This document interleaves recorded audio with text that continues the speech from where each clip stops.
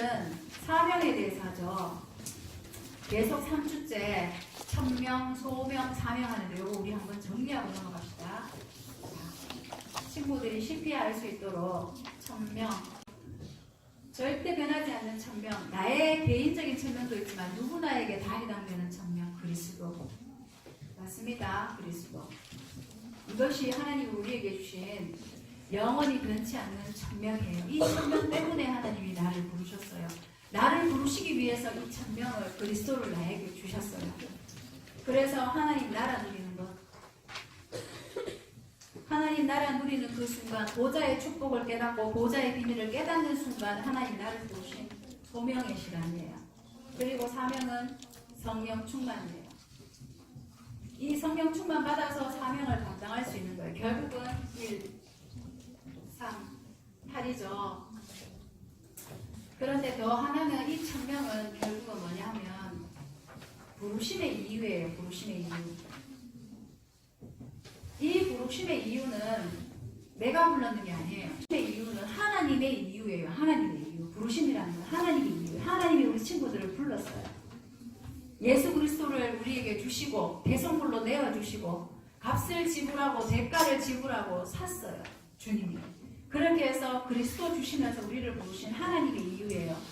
하나님의 이유이기 때문에 친구들, 하나님의 이유는요 절대로 변하지 않아요. 우리는 때때로 바뀌어요.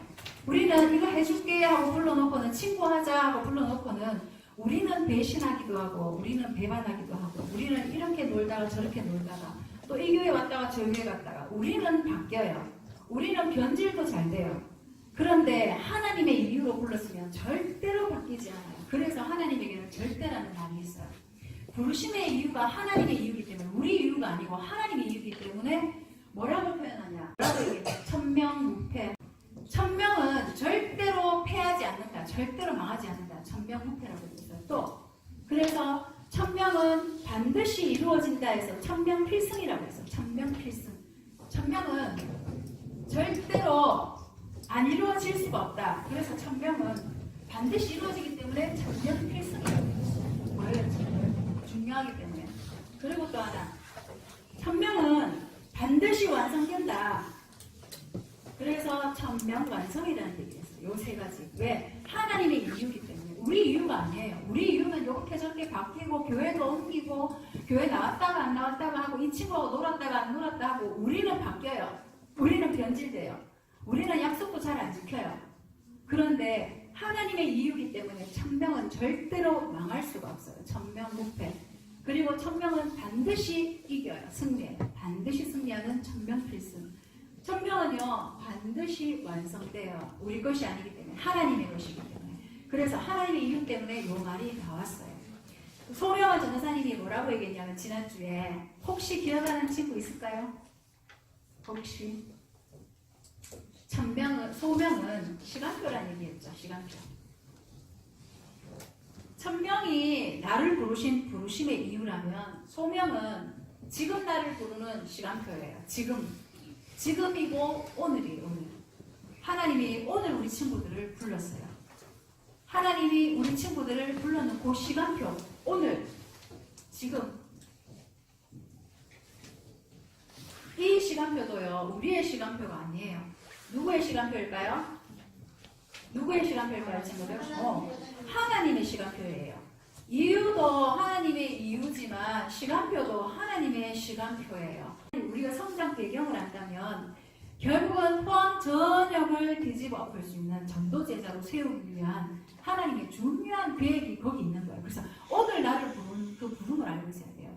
이 부르심을 우리 랩런트 7명은 잘 알고 있었죠. 호렙산에서 모세를 불렀어요. 나이 80이 되었을 때 드디어 호렙산에서 하나님이 모세를 그때 부르신 거예요. 그러면서 네 발의 신을 벗어라. 그리고 너는 가서 장로들에게 일러라. 모든 백성들을 데리고 피제사 드릴 수 있도록 한다고 해라. 이제 사명을 주시는 거예요. 그날 부르신 그 부르심이 호렙산이 된 거예요. 나를 부르신 나의 호렙산. 그리고 사무엘을 부르셨죠. 사무엘이 성전 옆에서 자고 있는데 사무엘아 사무엘아 불렀죠. 처음엔 엘리 제사장이 부르는 줄 알고 갔는데 엘리 제사장이 부르지 않아서 아니다 넌 안 불렀다 가서 자라. 근데 두 번째 또 사무엘아 사무엘아 부른 거예요. 그래서 또 엘리 제사장이 부르나 싶어서 또 뽀로로 쫓아간 거예요. 우리 사무엘이 우리 친구들처럼 어렸을 나이에 왜 부르셨습니까? 하니까 또 안 부를 거예요. 세 번째 그때서야 엘리 제사장이 깨닫고 야 하나님이 지금 사무엘을 부르고 계시구나 그랬는데 사무엘이 그 전에 하나님을 몰랐느냐? 알았어요. 교회 다니고 있었어요. 교회에서 예배도 드리고 엄마 아빠랑 가정 예배도 드리고 성전 옆에 있었던 사람이에요. 그런데도 불구하고 하나님을 직접적으로 만나지 못했던 거. 그게 소명이에요. 하나님이 부르는 그 시간표, 정확하게 부르는 시간표. 세 번째 부를 때 사무엘아 혹시 또 부르면 주여 내가 여기 있나이다 말씀하옵소서 이렇게 얘기하라고 하나님이 너를 부르시는 거라고 알려준 거예요. 그날 하나님이 사무엘을 부르신 거예요. 그 부르신 시간표를 알고 있었던 거예요. 그래서 나의 자란 배경, 성장 배경 모든 거 원망하지 마세요 친구들. 원망하지 말고 그 속에 있는 중요한 하나님의 계획을 반드시 찾으세요. 반드시 하나님 계획이 있어요. 그 직업도 하나님이 나를 부르신 하나님의 부르심의 시간표와 함께 하나님의 중요한 계획이 있어요. 그 계획이 있지 않고서는 그 직장에 보내지 않아요 하나님은. 미래예요 미래. 우리의 미래가 아닌 하나님의 미래이기 때문에 하나님은 우리를 향하신 계획이 다 있어요. 그래서 하나님이 토기장이 되신 하나님이 우리를 금그릇으로 은그릇으로 만들어 놓으신 거예요. 하나님 만들어 놨기 때문에 하나님 그 용도대로 쓰세요. 그래서 이건 하나님의 미래이기 때문에 절대로 변하지 않는 것. 그러면 이 미래 속에서 이제 우리가 할 일이 있겠죠. 자, 우리 렘넌트 7명은요. 이 미래를 정확하게 알고 있었어요. 어떻게 알고 있었느냐. 렘넌트 7명 예를 들게요. 렘넌트 7명 중에 자신의 사명을 잘 정확하게 알았던 사람. 모세. 친구들 기억하죠? 모세는 자기가 모든 백성을 이끌어내는 출애굽시켜야 되는 출애굽의 운동을 해야 되는 사람인 줄 너무나 정확하게 알고 있었어요. 요셉은 어땠어요? 요셉은 결국은 자기가 애굽에 팔려가서 애굽 복음화뿐만 아니라 세계 복음화 해야 되는 사람인 줄을 자신은 알고 있었어요.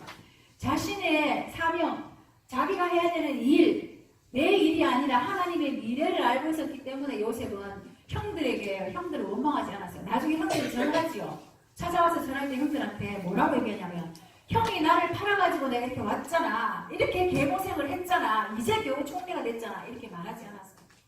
요셉은 하나님의 미래를 알고 있었기 때문에 자기가 뭘 해야 되는지를 사명을 알고 있었기 때문에 하는 말이 형들이 나를 팔았다고 해서 슬퍼하지 마세요. 그리고 한탄하지 마세요. 후회하지도 마세요.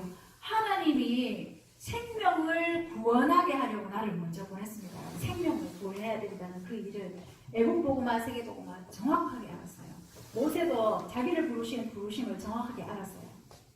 사자굴에 들어가게 됐지만 결국은 바벨론을 복음화해야 되는 사람이라는 걸 너무나 잘 알고 있었어요. 또 우리 친구들 잘 아는 엘리사 같이 보는데 엘리사는 어때요? 엘리사도 마찬가지로 도단성 운동을 해야 되는 도단성 운동의 주역이라는 사실을 알았어요. 자기가 뭘 해야 되는지 자기의 사명을 알았어요. 또 우리 가장 가까운 바울 한 사람만 더 예를 들게요. 바울은 어떠했어요? 결국은 말씀 가지고 따라갔어요. 로마도 보아야 합니다. 그 말씀 붙잡고 또 어디 다음 시간표로 봤어요? 로마에서도 증언하여야 되리라. 요 답을 딱 가지고 있었어요. 그 다음 어떻게 했어요? 풍랑을 만났어요. 풍랑을 만났음에도 불구하고 바울은 어떻게 고백해요? 내가 누구 앞에 서야 한다고? 가이사 앞에 서야 한다는 로마 복음화라는 걸 알고 있었어요. 바울은 로마 복음화, 결국 로마 복음화를 위해서 로마서 16장 제자를 세워야 된다는 그 사명을 분명하게 알고 있었는 거예요. 이게 우리의 알고 있어야 되는 사명인 거예요. 렘넌트들은 이것을 다 알고 있었어요. 정확하게 알고 있었어요. 그렇게 알았을 때 이 중간 과정에 문제가 오지요. 중간 과정에 이거는 언약의 여정이에요. 언약의 여정. 이 과정에서 오는 문제들은 아무것도 문제가 안 돼요. 넘어질 수도 있고 엎어질 수도 있고 다칠 수도 있지만 그 과정에는 아무것도 문제가 안 돼요. 그래서 정확한 것은 언약을 확실하게 붙잡고 나에게 하나님의 미래가 있느냐. 하나님이 나를 목사 되게 하려고 하는데 나의 꿈이 목사인데 나의 꿈이 비행기 조종사인데 나의 꿈이 수의사인데 이 꿈이 하나님의 미래와 연결되어 있느냐. 요거를 알고 출발하는 것이 가장 중요한 거예요. 요렇게 하면 하나님의 응답이 있어요. 하나님의 응답은 어떻게 오느냐. 첫 번째로 24로 연결이 돼요. 24로. 하나님의 미래를 알고 있기 때문에 내가 목사를 위해서, 내가 목사가 되기 위해서 뭘 준비해야 되겠다. 내가 유치원 선생님이 되기 위해서 난 지금 이런 공부를 하고 이렇게 해야 되겠다. 그리고 나는 기계체조 선수가 돼야 되기 때문에 이렇게 운동하고 하루에 몇 시간씩 투자하고 이렇게 해야 되겠다. 준비해야 되겠다. 자기의 미래를 정확하게 알기 때문에 24로 연결돼요. 눈으로 보는 것, 귀로 듣는 것, 그리고 입으로 말하는 것, 내가 생각하는 것, 모든 것들이 24로 연결되는 거예요. 그 24로 연결이 되면 어떻게 되는 거야? 저절로 서밋이 돼요. 영적 서밋이 저절로 되는 거예요. 24 하나님과 연결되어 있기 때문에. 영적 서밋이 되고 나면 당연히 우리에게 따라오는 거 기능 서밋이에요. 다윗처럼. 돌을 던졌는데 돌을 던질 때마다 백발백중했기 때문에 양을 한 마리도 잃어버리지 않았어요. 양을 지키면서 양 한 마리도 잃어버리지 않는다는 것은 거의 불가능하다고 했거든요. 그런데 영적 서밋이 돼버리고 24 무서워도 기도하고 좋아도 기도하고 슬프도 기도하고 기분 좋아도 기도하고 24로 계속 다윗은 연결돼서 24 속에서 양을 지키면서 시를 만들어냈어요. 시를 쓰고 찬양하고 그런 24로 연결이 돼버리니까 저절로 영적 서밋이 되는 거예요. 영적 서밋 되고 나면 따라오는 게 기능 서밋이에요. 그 기능 서밋 됐잖아요. 그렇게 하면서 요 영적 서밋과 기능 서밋이 합쳐져서 문화 서밋이 되는 거예요. 문화 전체를 뒤집어 엎어버리는 거예요. 골리앗이 쳐들어왔을 때, 골리앗이 쳐들어와서 이스라엘을 위협하고 있을 때, 그 모든 흑암을 완전히 꺾는, 나라의 흑암을 꺾는 그런 사람으로 섰어요. 자, 이제 중요한 나의 사명은 뭘까 고민하는 친구들 이거 한번 생각해 보세요. 자, 근본적인 사명부터 먼저 봅시다. 소명부터 사명. 자, 근본적 사명이라고 할게요. 전사님이 근본적 사명이라는 거는 누구나에게 다 포함되는 거예요. 공부를 잘하는 사람만 포함되고 공부를 못하는 사람은 포함 안 되고 노래를 잘하는 사람은 포함되고 노래를 안 잘하는 사람은 포함 안 되고 축구를 잘하는 사람, 운동을 잘하는 사람은 포함이 되고 운동을 안 잘하는 사람은 포함이 안 되는 게 아니에요. 누구나 그리고 특별히 잘하는 것이 없어도 다 포함되는 것. 이 근본적인 거는 하나님이 우리를 빛으로 부르셨어요. 하나님이 우리를 베드로전서 2장 9절에 나와 있죠. 베드로전서 2장 9절에 나오는 것처럼 하나님의 자녀가 되는 순간부터 하나님 우리를 왕같은 제사장, 거룩한 나라, 택하신 족속으로 부르셨고 기이한 빛으로 나아오도록 하나님이 만들어 놓으셨어요. 그래서 기이한 빛으로 나아오는 순간부터 빛을 선전하는, 선포하는 하나님 우리를 빛으로 부르신 거예요. 또 하나 더 있죠. 이사야 60장 1절에서 3절의 말씀처럼 일어나라 빛을 발하라. 그냥 빛을 발하면 되는 거예요. 이게 우리한테 주시는 모든 사람한테 공부 안 잘해도 괜찮고 안 잘 살려도 괜찮고 그리고 체육 안 잘해도 괜찮고 잘하는 것이 없어도 상관없이 하나님이 나를 하나님의 자녀로 부르신 그 순간부터 우리에게 주신 사명이에요. 사명 친구들. 어떤 사명? 근본적인 사명. 그 다음에 등불의 사명. 어떻게 해서 등불의 사명이 하냐. 사무엘을 예를 들게요. 그러면 친구들이 쉽게 이야기할 것 같아요. 사무엘이 어떻게 기도하냐면 사무엘은요 말 한마디 땅에 떨어지지 않는 하나님의 축복 속에서 그 사명을 이미 하나님이 축복을 주신 거예요. 천명을 받은 거예요. 사무엘의 천명은 특별한 게 없어요. 말 한마디 땅에 떨어지지 않는 그 축복을 그 천명을 한나로부터 받은 거예요. 근데 사무엘이 이렇게 기도를 해요. 나는 하나님 앞에서 기도를 쉬는 죄를 범치 않겠다고 해요. 기도를 쉬지 않겠다. 기도를 쉬지 않겠다. 기도 쉬는 죄를 범치 않겠다라는 고백을 사무엘이 하거든요. 이게 뭐냐? 등불 사명인 거예요. 그래서 성전에는 성막 안에는 등불을 절대로 끄지 않게 했어요. 24 등불이 켜져 있어요. 그게 기도예요. 기도의 사명. 이 등불의 사명을 하나님이 우리 친구들에게도 동일하게 주셨어요. 기도할 때마다 어떤 일이 일어나요, 친구들? 기도할 때마다 하나님이 말씀으로 역사하시고 성삼위는 역사하시죠. 하나님이 말씀으로 역사하시고 흑암이 결박되고 천문이 파송되는 요 세 가지 일이 기도할 때마다 항상 일어나요. 그래서 우리는 등불의 사명을 감당할 수 있도록 하나님이 우리를 부르셨어요. 또 하나 가로등. 등불은요 요 앞에만 비추지요. 그죠? 근데 가로등은 어때요? 가로등 하나 있으면 지역이 다 밝아요. 5천을 지나가는데 가로등이 있으면 거기는 안 무서워요. 길을 지나갈 수 있어요. 도로를 지나갈 수 있죠. 그것처럼 이 가로등의 사명이 있어요. 요거는 굳이 표현을 하자면 전사님 전도라고 표현하고 싶고요. 전도를 위해서 하나님이 지역에 예비한 사람이 있어요. 그 사람이 누구일까요? 루디아예요. 루디아가 예수님을 믿게 됐을 때 자주장사 루디아가 사도행전에 나오죠. 예수님을 믿게 되는 그 순간부터 바울을 보고 뭐라고 얘기했어요? 나를 보고 주 믿는 사람으로 알겠거든.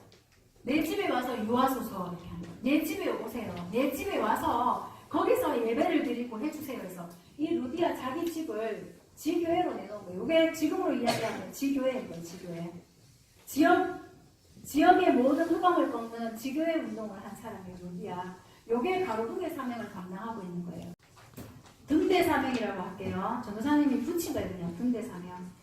등불보다는 가로등보다는 등대. 그죠? 요 등대 사명은 한 예로 들면 오늘 읽은 본문 말씀. 바울이 어떻게 해요? 가이사 앞에서야 하죠. 이게 풍랑을 만난 시대예요. 풍랑. 시대예요. 시대.